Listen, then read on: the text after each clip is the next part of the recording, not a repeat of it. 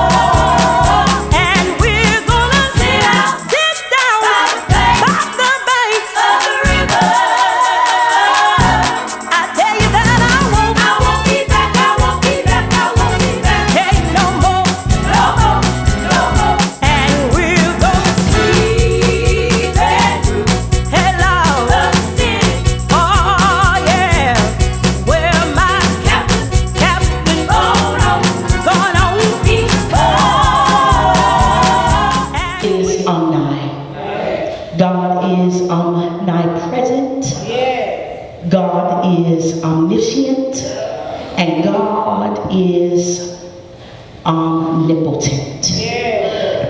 Now, there have been times where we have sing songs that talk about who God is. I'm going to keep my mic.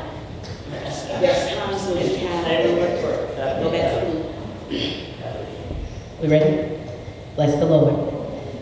There are times where we talk about who God is, and there are 3 ways we talk about God. We always say He's all. We say God is good, and all the time. We say it all the time, but does it really manifest within us? What do these big omni words actually mean? We know that omni is the Latin root word that means all. And none of these words, as I said previously, are in scriptures, but they all describe who God is and how God operates in our life. So the first one, if you want to write this down, take notes for those of you who do. The first one that we're going to deal with is God being omnipresent. God is omnipresent. God is all present. That's really what it means. He is everywhere, all the time. He's close to everyone. He's close to everything. He feels all of the heaven. He feels all of the earth. He is even in awe, of the galaxy. God is all. He's omnipresent. Oftentimes as Christians, we might find ourselves in a place where we ask God this simple thing: God, whatever you do, please be with me today.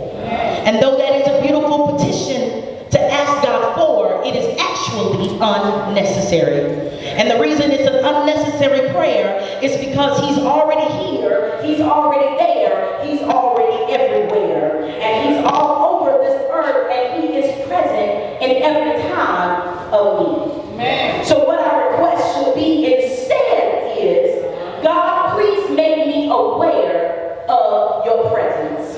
Everybody say, make me aware, God. God, make me aware of your presence. Instead of you saying, Lord, be with me, you should say, Lord, let me see you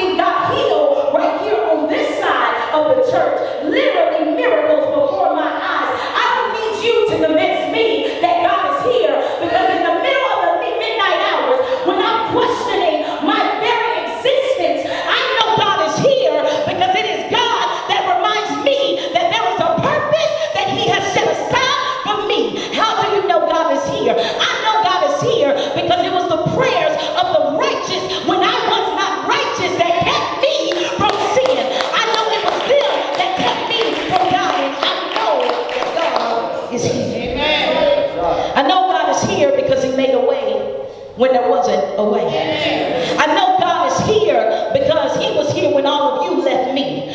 I know God was here because I couldn't get anybody to answer a text message or a phone call, but for some reason there was a voice in my head that said, I am here.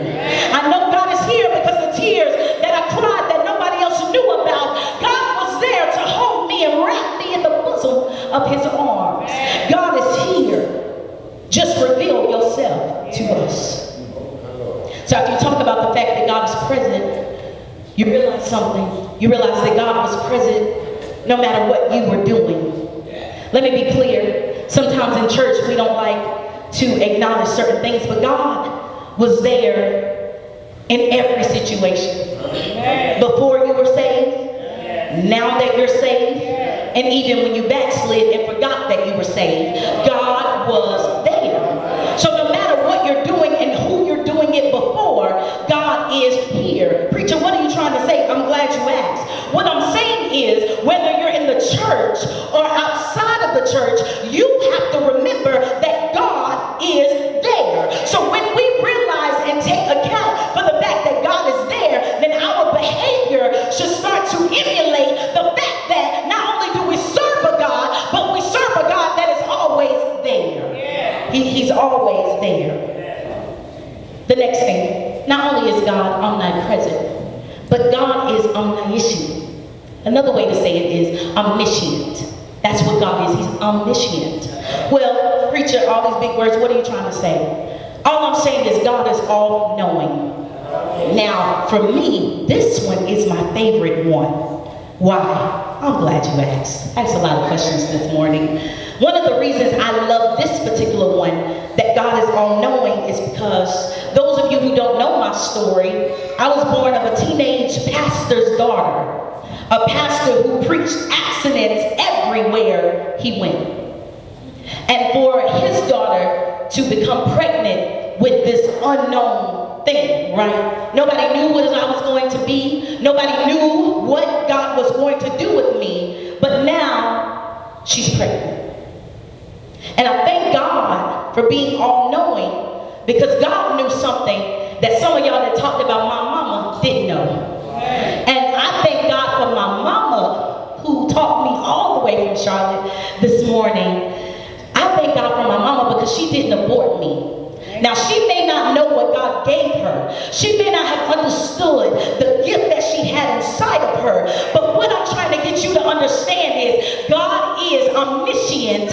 God is all-knowing. So I know that you thought that you knew what I was going to be, because you looked at my mama a certain way, and it may not be you, but I'm on Facebook Live, so this is for somebody else who talked about my mama. I just want you to know that she may not know what God was going to do with me, but I want you to know that God knew what he was going to do. And God knew that she was pregnant with somebody that souls were going to get saved through me. God knew that somebody was going to get delivered through the birth of this child. God's all-knowing.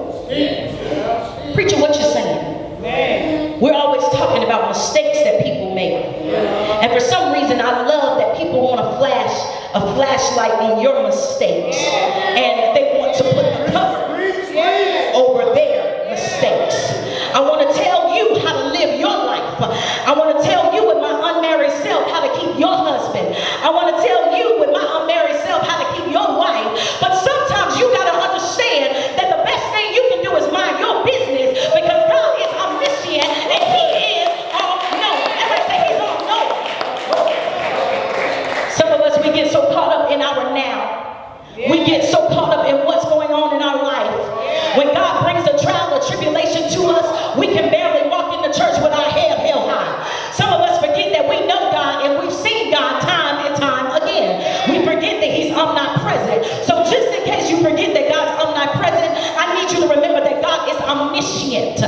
What that means is when people try to tell you what God's going to do with you, remind them that God already knew that I was going to sin. God already knew that I was going to backslide. And he still decided that I was worth saving. He still decided that I was worth anointing.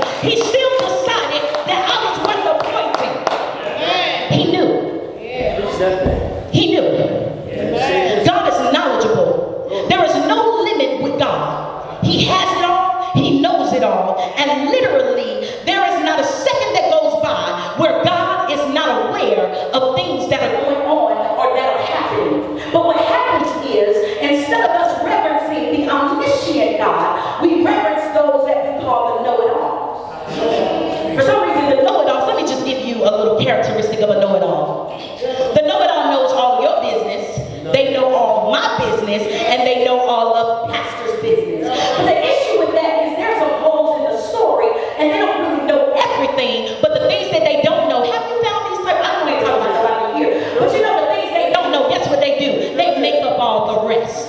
So all of these all-knowing people are coming and getting in your business, telling you everything, and you are forgetting to reverence the omniscient one. The omniscient one is good. The omniscient one knows everything. So God, you mean to tell me you knew my baby was going to get on drugs? God, you mean to tell me that you knew my baby was going to lose their mind? You knew my baby was going to have a baby out of wedlock? You knew that my baby was going to walk away from home at 16 years old? You knew that my baby was going to go to jail? God gives us free will.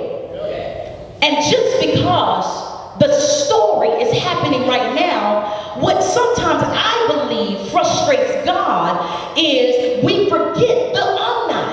We forget that he's all knowing. Yeah. So yes, God knew that. Now you tell me this, because sometimes when it's our baby, we can't think straight. When it's our baby in trouble, we can't walk straight. We can't sleep. We can't get it together. We at work, but our mind is on our children. But what you have to understand is God knew that you was going to get pregnant with your child before you knew you was going to get pregnant with your child. So just because they may be going through this is not the end of their story. This is only a chapter in their story. So you have to be careful who you are around that tries to put a period where God's trying to put a semicolon. You have to be careful who you are around where God is trying to take you to the next chapter, but people are trying to keep you in this story. This is not my story. This is not where I am. God is taking me to the next level. This is not where I am. So the next time somebody tells you about your life, the next time somebody tells you, because remember they know it all. The next time somebody advises you, then you ask them, have they spoken to the omniscient one? Have they spoken to the all-knowing God? When you pray, this says in Matthew 6, chapter 6, verse 7 and 8, it says, when you pray, don't babble. Don't babble on and on as the Gentiles do. For they think that their prayers are answered merely by repeating their words again and again. Have you ever heard somebody pray? There's really no power in the prayer, but they're saying all of these big words and they're giving unnecessary pauses and they're making unnecessary gestures, and God is really not moved by all of this open display of affection when there is no heart's disposition for worship. So what I'm saying to you is don't babble as the Gentiles do. The scripture says don't be like them. For your Father knows exactly what you need even before you ask it of him. Well, preacher, how do you know that God is all-knowing? Well, I'm glad you asked. God knew me before I even knew myself. Jeremiah 1 and 5 says, I knew you before I formed you in Londale's womb. Now, I just made that person. That's not what the scripture said. It said your mother's womb. But I like to call out my mama because a lot of people, like I said before, didn't know what I was going to do or what I was going to be. As a matter of fact, they called me bad all the time when I was a child. But now, look at me now. I just thank God. I may not be where I want to be, but I'm so glad I'm not where you said I was going to be. Amen? Amen. He knew you before he formed you in your mother's womb. And before you were born, this is my favorite part. Everybody say, read it, preacher. Read it. Before you were born, I set you apart and appointed you as my prophet to all the nations. I just want to stop right there. Everybody say stop. Give me 3 minutes. Here, I want to break it down for you. He set you apart. Some of the reasons that we experience certain things is because we're uncomfortable being set apart. We want to be a part of something. We want to be a part of people. We want to be a part of the gang. Over here, we want to be the popular one. It's not comfortable being set apart. Woo. That's the first thing. You got to get comfortable being set apart. Amen. I know everything looks good over here, and there's a lot going on, but trust me, even though the grass may be greener, the water bill may be higher. So you might want to stay over here and remain set apart. Everybody say remain set apart. But the next part said he appointed you. Now, let me break this down for those that may not read the Bible that often. It's cool, I got you. See, when you are appointed, that simply means that you are chosen. And we know that when you are the chosen one, people feel some type of way about you. When you are the chosen one, they think that you think that you're all that. When really you just want to be a part of them, but they don't understand that Jesus set you apart. I didn't do this, I didn't choose me, but God chose me. So when you are chosen, I say this every time I preach, when you are chosen, you don't have a choice. But because you are chosen, you are going to experience certain things that other people can't handle.